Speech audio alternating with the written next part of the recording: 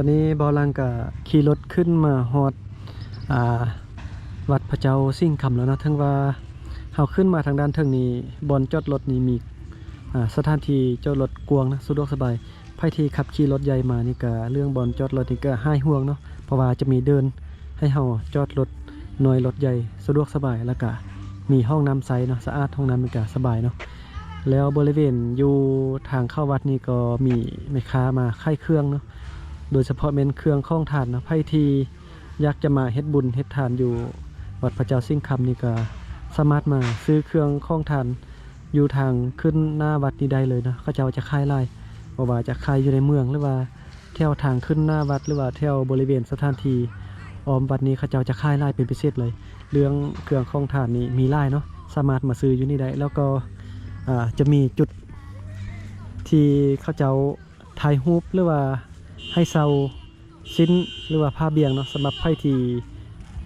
เป็นผู้หญิงเนาะจะเข้ามาในวัดนี้จะต้องนุ่งสิ้นใส่แผเบียงแต่ว่าไผที่ลืมเอามาน้ำก็สามารถมาเซาได้เนาะเพราะว่ามีสถานที่ให้เซาพร้อมเบาหลังน่าจะได้รอคิวไล่เนาะเพราะว่ามีคนมากราบไหว้มาขอพรมาเฮ็ดบุญเฮ็ดทานนี่ไล่เป็นพิเศษเลยเพราะว่ามื้อนี้ก็คือที่ได้เว้าไปนะเป็นบุญปีใหม่วันที่1 เดือน 1นะปี2026นะมีคนมากราบไหว้มาขอพรเฮ็ดบุญเฮ็ดทานนี่ไล่เด้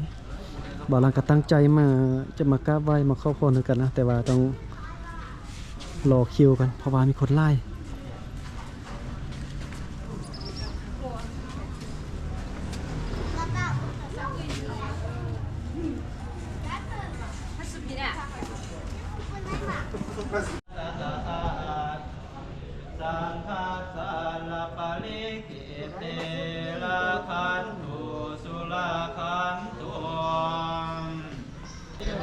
ข้าเจ้าซื้อรถใหม่พ่อแม่พี่น้องนี่เอาซื้อรถใหม่ก็เอารถมาสูดมนต์รถน้ำอยู่นี้เนาะให้เดินทางปลอดภัยให้มีโชคมีม่านเนาะได้เงินได้คำค้าขายนะโอ้มื้อนาบ่ลังคิดว่าถ้ามีเงินซื้อรถก็จะเอามาสูดมนต์รถน้ำอยู่นี่ได้บนนี้จะแม่นฮอส่งพระเจ้าสิ่งคำเนาะซึ่งว่าฮอดบุญสงกรานต์นะสาวเมืองก็จะพากันเอาพระเจ้าสิ่งคำนะมาไว้อยู่สถานที่บนนี้เพื่อทำการส่งนำพระเจ้าเนาะประจำแต่ละปีบุญสงกรานต์เนาะเดือน4คนไล่เท่าไรวะเบาหลังน่าคิดว่าน่าจะได้รอคิวดนน่าจะเป็นตอนแรงก็แหละเพราะว่าคนใหม่ก็มาเรื่อยๆเนาะ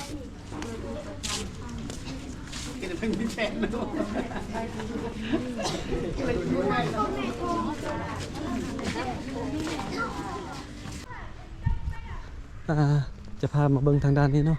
เป็นบุญเป็นบอลถ่ายรูปเป็นบอลเช็คอินแล้วก็จะมีจุดชมวิว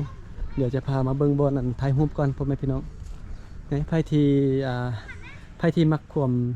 การถ่ายรูปเนาะเช็คอินในสถานที่ต่างๆก็มาถ่ายรูปอยู่นี่เลยนั่งอยู่นี่เลยอันนี้ก็จะมีเขียนตัวหนังสือว่ายินดีต้อนรับสู่วัดพระเจ้าสิ่งคำเนาะเมืองล่ามาถ่ายรูปอยู่นี่เนาะเช็คอินว่าเขามาฮอดมาถึงแล้วไพ่ที่มักถ่ายรูปก็จะมาทางด้านนี้บ่าวลังจะมาซื้อเครื่อง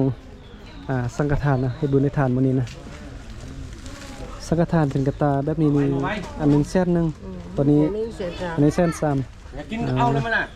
บ่าวลังซื้อน้ำแพ็ค1แล้วก็เครื่องสังฆทานกระตานี่อันนึงแพ็ค1 65พันเก็บแล้วก็ตัวนี้ก็ตัวนี้เป็นเส้น65เนาะบอนนี้ก็เป็นบอนซื้อเครื่องสังฆทานไปกราบไหว้ไปขอพรไปบูชาแล้วก็ลากันไปส่วนบอนนี้จะพามาเบิ้งอีกตึมนะบอนนี้นี่จะเป็นบอนที่เขามาบูชาเอาดอกไม้นะเอาดอกไม้ไปกราบไหว้ไปขอพรเดี๋ยวจะพามาเบิ้งนะตอนนี้ไม่เท่าพันแตงดอกไม้บ่ทันแล้วมันเพราะว่าบุญปีใหม่เนาะมีคนมาไล่บอนนี้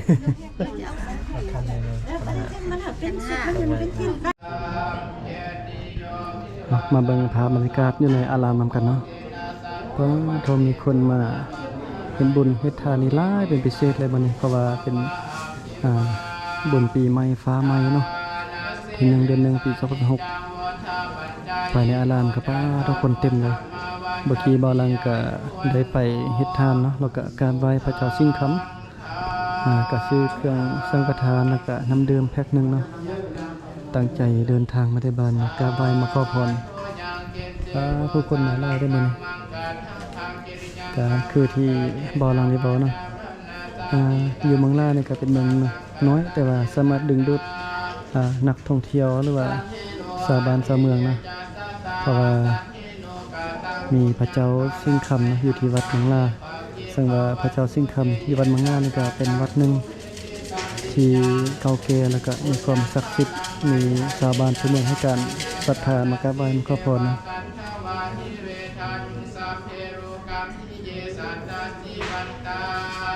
โอเคนะเมื่อกี้ก็ได้ไปเฮ็ดบุญได้ไปทานแล้วก็ไปกราบไหว้พระเจ้าสิงห์คำแล้วเนาะออกมานอกอย่างดีที่ว่าเบาลังเข้าไปในอารามก่อนเมื่อกี้เพราะว่าคนเริ่มมาเรื่อยๆเนาะคนเริ่มเข้ามาเรื่อยๆมาไล่กันติ๊กๆนะถ้าเราจะท่านี่จะยากแหงดนแหละแนะนำเนาะไพ่ทีอยากจะมาเฮ็ดบุญเฮ็ดทานหรือว่าอยากจะมากราบไหว้นะพระเจ้าสิงห์คำแต่ว่าบ่ฮู้ว่าจะเริ่มต้นจังไดเนาะเดี๋ยวเบาลังจะปิดท้ายคลิปนี้จะให้เบิ่งนะจะอธิบายให้ฟังว่าต้องเฮ็ดแนวใดเด้อก่อนที่จะเข้าไปเฮ็ดบุญเฮ็ดทานหรือว่าไปกราบไหว้นะเข้ามานี่ก่อนจะเข้าไปในวัดนี้จะทางด้านซ้ายมือนี่ก็จะมีบอนห้องการค่ายปีเนาะไว้สำหรับให้แม่ยิงเขาจะนุ่งสิ้นกับใส่แพเบียงนะเข้าไปในอารามนะบ่ให้นุ่งทรงเข้าไปได้แม่ยิงนะถ้าว่าไผออกสิ้นหรือว่าแพเบียงมาแต่เฮือนก็ใส่เข้าไปได้เนาะแต่ว่าไผที่บ่ทันเอามาลืมมันนะก็สามารถมาเซาอยู่นี่ได้ที่แถวบริเวณนี้ก็จะมีบ่อที่ให้เฮาบูชาเอาพระประจำวันเกิดหรือว่าพระที่เราต้องการอยากจะบูชาเอาก็มีหลายเนาะแล้วก็มีเครื่องสังฆทานอยู่นี่พระยักษ์มาให้บุญให้ทานก็มาซื้อได้มาเอาได้อยู่นี่เนาะมีน้ำดื่มมีเครื่องสังฆทานไว้สำหรับการไปให้บุญให้ทานเนาะส่วนใครที่อยากจะมากราบไหว้มาขอพรเนาะก็แนะนำทางนี้ให้มาบูชาเอาดอกไม้เนี่ยเนาะนี่จะเป็นดอกไม้เอา1 คู่แบบนี้เนี่ย10,000 กีบเนาะเพื่อที่จะไปกราบไหว้ไปขอพรให้พระเจ้าสิงห์คำก็จะอยู่ทางด้านนี้เนาะเดี๋ยวก็จะรีวิวให้ละเอียดเพื่อที่คนที่ยังบ่ฮู้เนาะว่าต้องเริ่มต้นจังได๋นะก็คือบอนนี้เนาะเป็นบอนที่ค่ายเครื่องสังฆทานหรือว่าบอนที่บริการเซาสิ้นเซาผ้าเบียงเนาะจุดนี้เนาะบอนนี้ก็จุดที่มาซื้อมาบูชาเอาดอกไม้เพื่อ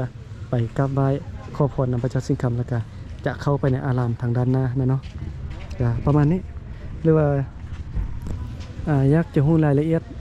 เพิ่มเติมก็ถ้าว่าบ่เข้าใจบ่ได้ก็สามารถมาถามคนที่อยู่ในพื้นที่นี้ได้หรือว่าถามเจ้าอาวาสถามสถุถามแม่จั่วก็ได้เนาะโอเคนะหมอนี่ก็ขอบใจพ่อแม่พี่น้องที่มาเบิ่งมาชมคลิปของบ่หลังตั้งแต่ต้นจนจบคลิปมื้อนี้ก็มารีวิวสถานที่วัดพระเจ้าสิงห์คำเนาะให้เบิ่งให้ชมกันว่าเฮ็ดจังได๋เดี๋ยวบ่หลังจะลงไปเบิ่งโบน้ำร้อนเนาะเดี๋ยวคลิปนี้ก็บ่หลังจะปิดคลิปเพียงเท่านี้กันเด้อเดี๋ยวคลิปต่อไปแล้วเจอกันใหม่เนาะ